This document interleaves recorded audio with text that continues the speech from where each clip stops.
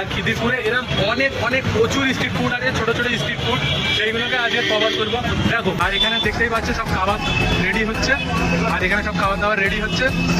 এটা মানে পুরো চিকেন, মানে এটাকে তেরে কাবাব বলা হয়, এখানে শিখও বলা হয়। যাই হোক, যেটা আমরা বলি সেটাই তেরে কাবাব। চলো ট্রাই করা যাক। দেখতেই পাচ্ছ মামাস কিচেন, মানে এই দোকানটা বেসিক্যালি যাওয়া আসার পথে অনেকেই দেখেছি, বাট কোনোদিন এখান থেকে ট্রাই করা হয়নি। তো এখানে প্রচুর ধরনের আইটেম আছে।